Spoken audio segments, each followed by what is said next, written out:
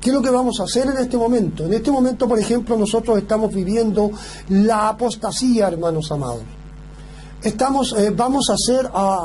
Tenemos un orden con los versos bíblicos que les vamos a entregar a ustedes, que los van a poder analizar ustedes detenidamente en sus hogares a través del tiempo que ustedes estimen conveniente, para que puedan entender que esta posición de la preira es la posición correcta que a nosotros nos enseña la Biblia. En ninguna parte de la Biblia figura un rapto secreto. No existe un rapto secreto. Porque la Biblia nos habla con una claridad tremenda y nos dice de que Él va a venir y todo ojo le verá. Y va a venir en las nubes. Y eso lo vamos a ver. Primeramente quiero llevarlos a la apostasía, que es lo que estamos viviendo ahora, hermano. Y vamos a ir en orden viendo lo que va a suceder hasta que aparezca nuestro Salvador Jesucristo y en qué condiciones viene el Señor Jesucristo. Por favor, acompáñeme a 1 de Timoteo capítulo 4, hermanos, por favor. Vamos a 1 de Timoteo capítulo 4 y vamos a ver algo relacionado con la apostasía. Dice: pero el Espíritu dice claramente que en los postreros tiempos algunos apostatarán de la fe, escuchando a espíritus engañadores y a doctrina de demonios, por la hipocresía de mentirosos que, teniendo cauterizada la mente o la conciencia, prohibirán casarse. Usted sabe lo que está pasando hoy en día. Y mandarán a abstenerse de alimentos que Dios creó para que con acción de gracias participasen de ellos los creyentes y los que han conocido la verdad. Porque todo lo que Dios creó es bueno y nada es de desecharse si se toma con acción de gracias, porque por la palabra de Dios y por la oración es santificado. Hermanos, usted sabe perfectamente que hay iglesias que mandan que hay que abstenerse de casarse, y muchas son las situaciones que se han producido, y usted ha visto por las noticias qué es lo que sucede. Dios no manda a nadie que no se case, más bien el apóstol Pablo nos enseña a nosotros que tenemos que buscar una pareja, una mujer idónea, que sea, ojalá que sea una pareja idónea, ojalá de la misma iglesia, de tal manera que entre ambos crezcan juntos. Un hombre solo, hermano, es tentado por muchas situaciones. También se habla de que hay que abstenerse de ciertos alimentos. Todo lo que Dios creó es santo, todo lo que Dios creó es perfecto, nada ha de desecharse. Vayamos por favor a Judas capítulo 4, por favor. ¿Qué es lo que dice en Judas capítulo 4? Y estamos hablando de la apostasía que estamos viviendo en este momento y que se va a ir acrecentando. Porque algunos hombres han entrado encubiertamente, los que desde antes habían sido destinados para esta condenación. Hombres impíos que convierten en libertinaje la gracia de nuestro Dios y niegan a Dios, el único soberano, y a nuestro Señor Jesucristo. ¿Qué es lo que es negar a Dios? ¿Cuántos de nuestros hermanos, cuántos de nuestros hermanos dentro de la iglesia se encuentran predicando, trabajando en la obra, y sin embargo, cuando llegan a sus casas, golpean a sus hijos, golpean a sus mujeres, están llenos de vicio, practican cosas malas, están negando a Dios delante de los que lo están viendo? Eso es negar a Dios. Negar a Dios es hacer el pecado, hermanos. Nosotros no podemos estar dentro de esas prácticas. No podemos estar con un pie en la iglesia y otro pie en el mundo. O somos fríos o somos calientes, pero no podemos ser tibios, porque en Apocalipsis dice bien claro que Dios nos va a vomitar. No podemos estar tampoco predicando acerca de mucha prosperidad, muchas cosas que son prácticamente materiales. No podemos estar nosotros entrando en esas prédicas. La Biblia a nosotros nos enseña que nosotros estamos llamados a cargar una cruz, no a ser tan próspero como predican algunos de la prosperidad. Nosotros tenemos una cruz sobre nuestra espalda, y esa es la que cargamos, y por medio de muchos dolores, aflicciones, nosotros entraremos al reino de los cielos. Así lo dice el apóstol Pablo. Entonces, todas estas prédicas que se hacen hoy en día de la prosperidad y de que Dios, tú te acercas a Dios y se te van a acabar los problemas, son mentiras, hermanos. Los frutos del Espíritu Santo, ¿cuáles son? Paciencia, fe, bondad, amor, benignidad, y una serie de dones espirituales que son los que tienen que tener los verdaderos creyentes en Dios. No aquellos que practican el pecado. Esos son engañadores falsos que buscan hacer mercadería de los hermanos, queriendo sacarles el dinero para poderse beneficiar ellos. Vamos a otra cita bíblica, por favor, hermano, en forma rápida, porque el tiempo nos apremia. Vayamos, acompáñenme a Mateo. ¿Qué es lo que nos dice el Señor Jesucristo en Mateo capítulo 7, verso 15?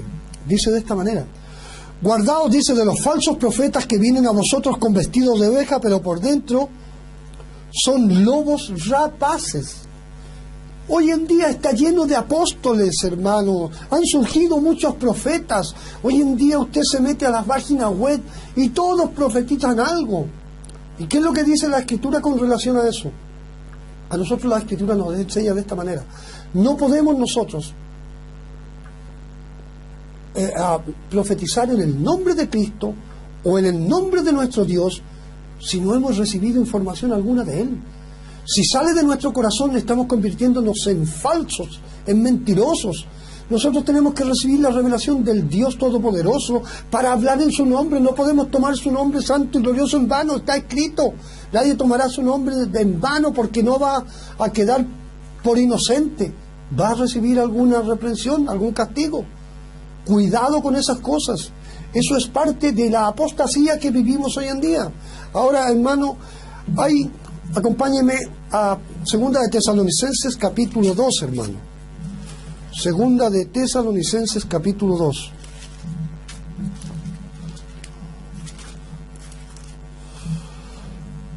Verso 7. Verso 7. Segunda de Tesalonicenses capítulo 2, verso 7. Una vez que esta apostasía está encumbrada, yo les voy a leer ahora, como un adelanto, les voy a leer lo que dice en el Segunda de Tesalonicenses capítulo 2, verso 3, dice: nadie os engañe en ninguna manera, porque aquí habla de Cristo, porque no vendrá sin que antes venga la apostasía, la que estamos viviendo ahora, y se manifieste el hombre de pecado, el hijo de perdición. El hijo de perdición, el hombre de pecado. Pero para que se pueda manifestar el hombre de pecado, en este momento hay una fuerza protectora que está deteniendo la entrada a este mundo en este instante del mal que trae el anticristo. Entonces ahora, ¿qué es lo que es precisamente lo que vamos a ver? Dice en el verso 7 del capítulo 2 de Segunda de Tesalonicenses, dice: porque ya está en acción. Voy a leer el 6. Y ahora vosotros sabéis que lo detiene, a fin de que a su debido tiempo se manifieste, porque ya está en acción el misterio de la iniquidad. Solo que hay quien al presente lo detiene hasta que él, a su vez, sea quitado de en medio. ¿Quién es este que tiene que ser quitado del medio? Hay muchos que dicen que es la iglesia la que está deteniendo la aparición del anticristo. Hay otros que están diciendo que la aparición del anticristo la detiene el Espíritu Santo. Veamos quién detiene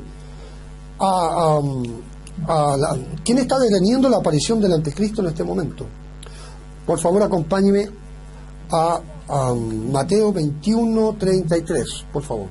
Aquí dice, habla de los labradores malvados. ¿Cuáles son los labradores malvados, hermano?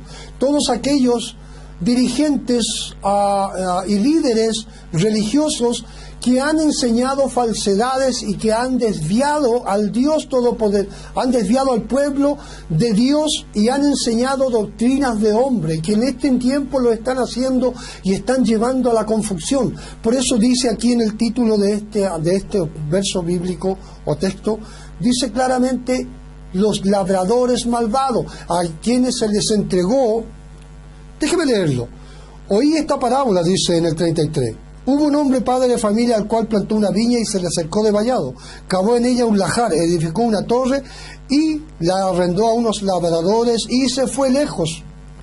Él plantó una viña, la cercó de vallado, cavó en ella un lajar, edificó una torre edificó para tener una amplia visión y vigilar ese lugar que él había escogido para poder sembrar ese lugar. sembrarlo de amor, sembrarlo de justicia, de misericordia, para que las naciones de alrededor vieran la grandeza de Dios reflejada en ese pueblo que Dios había escogido. Estoy hablando de Israel. Él puso un cerco alrededor. Él puso un guardia para que cuidara a esa nación, que hasta el día de hoy ese guardia, déjeme decirle que se reintegró a sus labores en el año 1948, cuando volvió a nacer Israel de nuevo. Y ahí se encuentra hoy en día resguardando a la tierra de Israel. Realmente lo que dice acá en Isaías 5:5, dice: ¿qué os mostraré pues ahora lo que haré yo a mi viña? Está Dios hablando directamente y con molestia lo que le va a hacer a su viña por causa de los labradores malvados que enseñaron al pueblo doctrinas de hombre y alejaron al pueblo de Dios. ¿Qué es lo que Dios le va a hacer ahora a su pueblo? Dice: le quitaré su vallado, dice, y será consumida, aportillaré su cerca y será hollada. O sea, estamos hablando, hermanos amados, de la aparición del anticristo que va a venir presentándose como el Mesías a la tierra de Israel. Y déjeme decirle que la religión judaica en este momento está esperando la aparición de su Mesías, y están con muchas ansias ellos queriendo ver la aparición de su Mesías. Veamos quién es el que en este momento está cuidando de Israel y que tiene que ser quitado. Acompáñenme a Daniel capítulo 12, hermanos. ¿Quién es el que tiene que ser quitado de Israel, levantado, y posteriormente va a ser su aparición el anticristo, que también lo estamos viendo? Dice en el capítulo 12, verso 1, dice: en aquel tiempo se levantará Miguel, el gran príncipe que está de parte de los hijos de tu pueblo, y será tiempo de angustia, cual nunca fue desde que hubo gente hasta entonces. Pero en aquel tiempo será libertado tu pueblo, todos los que se hallen inscritos en el libro de la vida. Gloria al Señor, hermanos. ¿Quién es el que está resguardando en este momento a Israel? Es el ángel Miguel. Ese es el que tiene que ser levantado, porque la Escritura nos lo está diciendo de una forma clara. Ahora, será un tiempo de angustia. ¿Por qué va a ser un tiempo de angustia? Porque va a ser levantado el ángel y se va a presentar el anticristo, y van a empezar las dificultades y los problemas. Primeramente se va a lograr un acuerdo entre israelíes y palestinos, y posteriormente, hermanos, ya va a empezar a sacar las uñas el anticristo, el Mesías que están esperando en este momento los judíos, y van a empezar las grandes dificultades. Todo lo que está escrito en la Biblia tiene que desarrollarse de esta manera. Aparece el anticristo una vez que es levantado este protector del pueblo de Israel, y empezará una angustia tremenda, y la cual, déjeme decirle que estamos a punto de empezar a ver que esto va a tener su comienzo. En segunda de Tesalonicenses capítulo 2, versos 3 y 4. Pero déjeme leerle desde el 1 en adelante, hermano. Dice: pero con respecto a la venida de nuestro Señor Jesucristo y nuestra reunión con Él, que quede claro, os rogamos, hermanos, que no os dejéis mover fácilmente de vuestro modo de pensar, ni os conturbéis ni por espíritu, ni por palabra, ni por carta, como si fuera nuestra. Como si fuera nuestra. Está hablando el apóstol Pablo. Que nadie se deje engañar por un espíritu y por nada de eso. Déjeme llevarlo al pasado, a 1830. Una tal Margaret MacDonald fue la que recibió una revelación en la cual ella veía a Cristo viniendo en 2 etapas, y esa revelación vino por medio de un espíritu, pero no era un espíritu de Dios, era un espíritu engañador, porque acabo de leer yo una información que durante 1800 años jamás se habló de esta pretribulación de la cual se habla tanto ahora. Y seguiremos viendo por qué razón nosotros afirmamos esto, hermanos. Entonces dice: que nadie nos engañe en ninguna manera, porque Cristo no vendrá sin que antes venga la apostasía y se manifieste el hombre de pecado, el hijo de perdición, el anticristo, el cual se opone y se levanta contra todo lo que se llama Dios o es objeto de culto, tanto que se siente en el templo de Dios como Dios haciéndose pasar por Dios. Aleluya. Déjeme recordarle que el templo está a punto de reconstruirse ahí en Israel. Los cimientos están a punto de ser echados. Están todas las cosas preparadas para levantar ese templo. Los atuendos, los accesorios, todo está listo. ¿Y quién se va a sentar en ese templo? Si ese templo no se va a sentar Cristo, se va a sentar el hijo del mal y se va a hacer pasar por Dios. Y se va a desatar una situación tremendamente difícil, porque ese lugar va a ser rodeado por ejércitos y él se va a sentar y se va a hacer pasar como Dios. Cuando los mismos judíos vean esa situación, van a sentir un rechazo tremendo en contra de ese hombre que viene a tomar posición como Dios, usurpando el lugar santo y glorioso que pertenece a nuestro Dios. Y se va a desatar la persecución tremenda, pero no solamente en Israel, hermano, sino que se va a desatar en muchas partes del mundo, y nosotros no estaremos exentos de esa situación, y lo seguiremos viendo más adelante. Entonces en Daniel capítulo 9, verso 27 dice: y por otra semana confirmará el pacto con muchos. A la mitad de la semana hará cesar el sacrificio y la ofrenda. Después con la muchedumbre de las abominaciones vendrá el desolador hasta que venga la consumación y lo que está determinado se derrame sobre el desolador. ¿Por qué habla de esta semana? Dice que cuando el Señor Jesucristo fue crucificado, se detuvo el reloj profético de Israel. Este fue reactivado el año 48 nuevamente y ahora estamos viviendo en el reloj profético de Israel en este mundo. Todo lo que sucede en Israel, hermanos, a nosotros tiene que interesarnos porque es lo que va a repercutir en el mundo. Eso es muy interesante tenerlo en mente. Nosotros debemos estar preocupados de nuestros hermanos judíos, porque les vuelvo a reiterar, todo lo que se relaciona con Israel en este tiempo es lo que le va a repercutir a las naciones. Dios va a usar a Israel para castigar a las naciones, hermano. Y Él directamente va a traer castigo sobre Israel. Así está escrito y así es como tiene que desarrollarse. Sigamos viendo la aparición del anticristo. Vayamos a Daniel capítulo 11, verso 31, hermanos amados. Dice en el 31: y se levantará de su parte tropas que profanarán el santuario y la fortaleza y quitarán el continuo sacrificio y pondrán la abominación desoladora.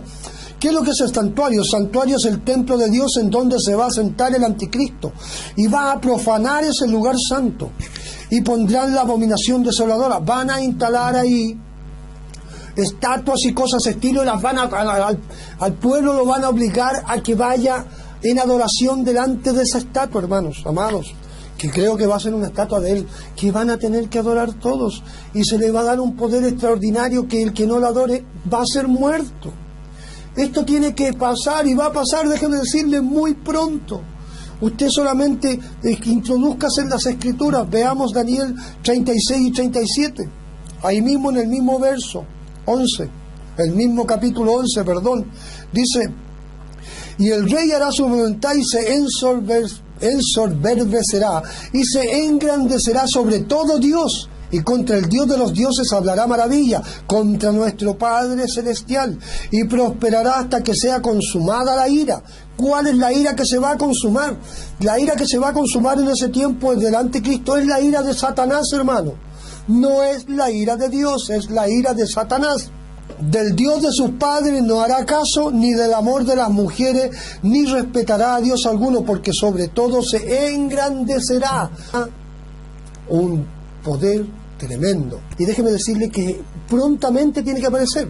¿Por qué le digo que prontamente tiene que aparecer? Porque si yo lo llevo a usted a Mateo 24, pero antes de llevarlo a Mateo 24, lo voy a llevar a Mateo 24:15. Por lo tanto, cuando veáis en el lugar santo, cuando veáis en el lugar santo al anticristo, la abominación desoladora de la que habló el profeta Daniel, el que le entienda, entienda usted que este se va a sentar en el lugar que no le corresponde. ¿Y por qué yo le digo que está a punto de suceder una situación como esta? Porque déjeme decirle que en Mateo capítulo 24, verso 33 dice, 32 dice, de la higuera aprended la parábola, cuando ya su rama está tierna y brotan las hojas, sabéis que el verano está cerca. Así también vosotros cuando veáis todas estas cosas que estamos viendo con nuestros propios ojos, hambre, peste, guerra, terremotos, tsunamis y todas esas cosas que estamos viendo, dice el verano está cerca. De cierto os digo en el 34, hermano, que no pasará esta generación hasta que todo lo que estamos viendo, hermanos amados, se cumpla. En esta generación, una generación se compone de 70, 80 años, y véalo y verifíquelo usted en el Salmo 90, verso 10, de cuántos años se compone una generación, y el Señor Jesucristo aquí nos dice que una generación se compone de 70, 80 años. Analícelo, véalo, hermano, y estudie las Escrituras para que tenga las cosas claras, y no sea engañado con falsas doctrinas y cosas que no tienen sentido común. Entonces, amados hermanos, veamos los desastres de este ser que se avecina a pasos agigantados. Déjeme leer el Apocalipsis capítulo 6. Capítulo 6. Dice, vi cuando el Cordero abrió uno de los sellos y oí uno de los 4 seres vivientes decir, como con voz de trueno, ven y mira. Y miré y aquí un caballo blanco. El que monta el caballo blanco es el anticristo, que viene como presentándose como algo de luz, que viene presentándose como algo muy tranquilo, muy calmado, que va a seducir a muchos con todas sus mentiras y engaños. Y miré y un caballo blanco, y el que lo montaba tenía un arco, y le fue dada una corona, poder, y salió venciendo y para vencer. O sea, va a ser un triunfador en los primeros años. Cuando abrió el segundo sello, oí al segundo ser viviente que decía, ven y mira. Y salió otro caballo bermejo, y el que lo montaba le fue dado poder de quitar de la tierra la paz, y que se matasen unos a otros, y se le dio una gran espada. Después del anticristo, esta espada y este jinete representan la guerra. Cuando abrió el tercer sello, oí al tercer ser viviente que decía, ven y mira. Y miré, y he aquí un caballo negro, y el que lo montaba tenía una balanza en la mano. Y oí una voz de en medio de los 4 seres vivientes que decía, 2 libras de trigo por 1 denario, y 6 libras de cebada por 1 denario, pero no dais el aceite ni el vino. Este es el jinete del hambre, después de la guerra. Nosotros vamos a tener que llegar al extremo de trabajar, si es que tenemos la posibilidad, hermano, un día entero para poder comer ese día. Eso es lo que está diciéndonos en la Escritura. Y dice en el otro, cuando abrió el cuarto sello, oí la voz del cuarto ser viviente que decía, ven y mira, y miré. Y aquí un caballo amarillo, el que lo montaba tenía por nombre muerte, y el Hades le seguía, y le fue dada potestad sobre las 4 partes de la tierra, para matar con espada, con hambre, con mortandad, y con las fieras de la tierra. Matar con espada, con hambre y con mortandad, matar con guerra, matar con hambre, matar con las pestes que van a ocurrir después cuando veamos los cuerpos muertos sobre la faz de la tierra. Dice la Escritura que la 4ª parte de la población mundial va a caer en esta guerra que se avecina, hermanos, la 4ª parte. Y las bestias de la tierra, ¿quiénes son? Son el anticristo y el falso profeta, que son los que van a dar la orden para que sean perseguidos los cristianos, primero los judíos y luego los cristianos. ¿Y por qué le digo esto? Vamos a ver esto, hermanos. Vayamos a Apocalipsis 13:7, por favor. Acompáñenme rápidamente a Apocalipsis 13:7. ¿Qué es lo que dice en Apocalipsis 13:7? Dice, y se le permitió hacer guerra contra los santos y vencerlos. También se le dio autoridad sobre toda tribu, pueblo, lengua y nación. ¿Contra quién se le dio autoridad al anticristo? Contra los santos, contra los santos. Nosotros somos llamados santos, nosotros, hermanos amados, los que estamos teniendo el testimonio del Señor Jesucristo y guardamos los 10 mandamientos. Primero nuestros hermanos judíos, luego nosotros los cristianos nos vemos expuestos a toda esa situación que se avecina. Acompáñenme a Daniel 7:21 para que sigamos certificando sobre quién se le da el poder y a quién vence. Daniel 7:21. Y veía yo que este cuerno hacía guerra contra los santos y los vencía, amados hermanos, los vencía. El anticristo termina venciéndonos. Termina venciéndonos. Y dice, y hablará palabras contra el Altísimo, y a los santos del Altísimo quebrantará, y pensará en cambiar los tiempos y la ley, y será entregado en su mano hasta tiempo, y medio tiempo. O sea, va a tener 3 años y medio, en donde va a mostrarse como un hombre de gran caridad, de gran piedad. Luego va a sacarse la máscara y va a empezar a hacer de las suyas. Van a empezar las guerras, muchos se van a levantar en contra de él. Se va a armar la Tercera Guerra Mundial, hermanos. Va a surgir el hambre, va a surgir la peste, va a surgir la persecución. Todo eso tenemos que pasarlo nosotros, y tenemos que como iglesia prepararnos y tener el conocimiento para poder saber en qué tiempo se va a producir esto.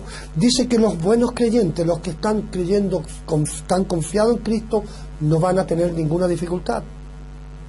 Así que prepárate, hermano, prepárate, no te quedes sin conocimiento, no sea que el día de mañana seas sorprendido. Escudriña las Escrituras para que tengas las cosas claras. Déjame ir ahora a otra cosa muy importante. Surge la señal anunciando a Cristo. Surge la señal anunciando a Cristo. Vayamos a Mateo 24-29, hermanos amados. Y a ser muy enfático en decir que esto que voy a leer ahora es claro como el agua. Y no hay confusión alguna en la lectura de la Escritura. Nada. ¿Por qué? Porque ahora vamos a ver.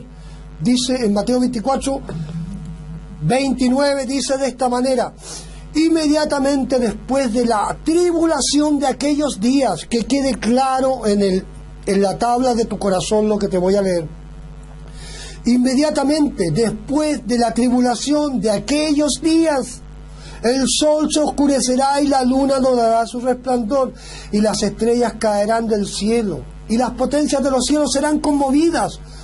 Más claro, ¿dónde, hermano? ¿Qué es lo que te está diciendo? Que después de la tribulación va a venir, después de todas estas señales, en el 30 agrega: entonces dice, aparecerá la señal del Hijo del Hombre en el cielo, y entonces lamentarán todas las tribus de la tierra, y verán al Hijo del Hombre viniendo sobre las nubes. ¿Acaso no es maravilloso esto que te estoy leyendo, hermanos? Déjame llevarte a Apocalipsis para que más o menos veas que sí, la iglesia va a pasar por la situación que viene. Apocalipsis 6, nuevamente, devuélvete conmigo a Apocalipsis 6. Esta señal que acabo de leerte en Mateo 24-29 se encuentra aquí en Mateo 6 también. Dice: y mira cuando sucede, miré cuando abrió el sexto sello, y he aquí hubo un gran terremoto, y el sol se puso negro como tela de silicio, y la luna se volvió toda como sangre, y las estrellas del cielo cayeron sobre la tierra, como la higuera deja caer sus higos cuando es sacudida por un fuerte viento. Y el cielo se desvaneció como un pergamino que se enrolla, y todo monte y toda isla se removió de su lugar. Todo se removió de su lugar. Esto, déjame decirte, esta señal es el denominador común de la llegada del Señor Jesucristo a la tierra. ¿En qué condiciones viene el Señor Jesucristo? El Señor Jesucristo viene sobre las nubes, no en un rapto secreto. Lo dice, y déjame agregarte más, antes de pasar a este tema. Este denominador común tú lo puedes ver en Isaías capítulo 13, versos 9 al 11. Ahí también vas a ver lo que Dios está a través de su profeta diciéndonos. Se encuentra en Joel capítulo 2, verso 31. Y también se encuentra en Ezequiel y en varias otras citas bíblicas, pero el tiempo no me lo permite, porque ya estamos llegando a su término. Pero Él viene sobre las nubes. Sobre las nubes. Está en Apocalipsis 1:3, Apocalipsis 1:7, que viene sobre las nubes. Mateo 24:30 lo dice, Daniel 7:13 lo dice, Apocalipsis 7:13 también dice, y Hechos capítulo 1 versos 10 y 11, déjame decirte lo que dice ahí. Cuando Cristo estaba ascendiendo a los cielos y los 12 discípulos veían cómo Él subía, Él lo tomó una nube y subió al cielo, en Hechos capítulo 1 versos 10 y 11. ¿Qué es lo que le dicen los ángeles que aparecieron? ¿Qué estáis mirando, varones Galileos? Este Cristo que ha sido tomado al cielo, de la misma forma como ha sido tomado, volverá en las nubes, y todo ojo lo verá. Esa es la real situación que la Biblia a nosotros nos muestra. No basta, mira, ahí mismo en 1 Tesalonicenses capítulo 4, verso 17, que es el que toman los pretribulacionistas para decir que la iglesia no va a pasar, ahí mismo dice que Dios viene sobre las nubes, Cristo. Entonces, ¿cómo más claro que el agua no puede ser, amado hermano? Nosotros tenemos que tener claro que Cristo viene sobre las nubes y que nosotros tendremos que ser probados, nos guste o no, pero no es llegar y decir, llegar a la iglesia, levantar los brazos una vez a la semana, todo tipo de cosas extrañas que no corresponde a un cristiano. Después de eso, ¿tú crees que Dios te va a rescatar si Él a nosotros nos pide que seamos sin manchas? Hermanos, tenemos que luchar en contra del pecado. De esa manera se cumplirá en nuestras vidas lo que está escrito en Apocalipsis capítulo 3, verso 10, que seremos guardados. Sea bendito el nombre glorioso del Señor. Sea bendito el nombre del Señor.